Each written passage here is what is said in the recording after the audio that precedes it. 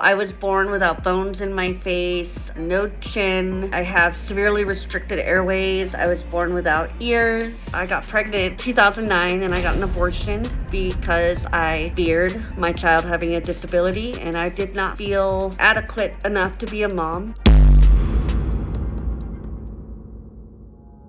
My name is Cynthia Cherise Murphy, and I am 38 years young. I'm from Southern California in the mountains. So Treacher Collins Syndrome is a deformity, rather. I was born without bones in my face, no chin. I have severely restricted airways. I was born without ears. My eyes were circular shaped before my plastic surgeries. I had severe speech impediments along with hearing loss. I'm completely deaf without my hearing aid. The challenges and the implications of Treacher Collins Syndrome, the societal stigmas, the bullying, the judgment, the discrimination in and outside of the workplace, those are some big barriers that come along with this condition. The physical aspect is numerous surgeries. I've had over 16 of them. Scoliosis is a big one that's also comes along with having a Treacher Collins syndrome. So there's not alignment in the spinal region. I do have a lot of back pain. So growing up as a child was super difficult. I come from a very dysfunctional family, so I had it really rough at home. I was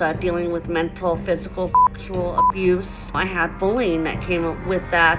It was very hard for me to make friends, be likable, just because I was born different. With the disfigurement, it could feel very lonely, and that kind of led me to get into a lot of trouble as a child and try to rebel and fit into the wrong crowds just so I could find some form of acceptance. I had really deep-rooted fears that my child would be born with a disability. I got pregnant in 2009 and I got an abortion because I feared my child having a disability and I did not feel adequate enough to be a mom, and the cycle of abuse, I just didn't want to repeat it. I don't think it's right to knowingly bring a disabled child into the world. From what I've seen, mothers that are disabled that bring disabled children into the world, their babies' conditions are worse. There's breathing tubes, feeding tubes, mobility devices. I didn't want to risk it.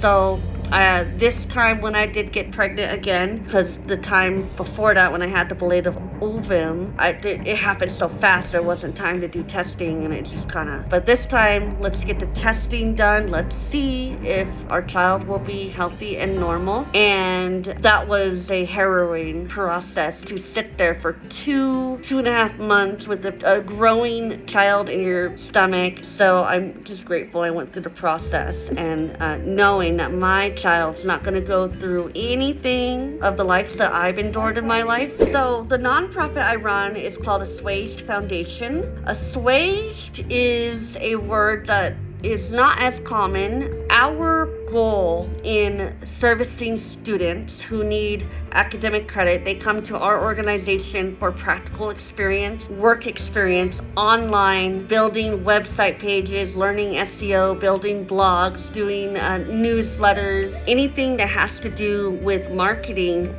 learning AI, implementing those under their skill set, implementing those skill sets into their lives. Find yourself and, travel along the journey of putting yourself first and figuring out what works for you and your health. And just because, I follow a certain path, it may not resonate with other people. And so there are things you can do to kind of slowly move into the realm of just being your healthiest and really just believing in yourself, that you have a strong mindset to accomplish the changes needed in your life, so you are not bound by the pains and the mental dysfunctions of your disability, but become empowered that you can do better by yourself and by others. I think that's something that James Brown said. I love him. And just to kind of keep moving forward and to find the best version of yourself, and to do that by putting yourself first and your health.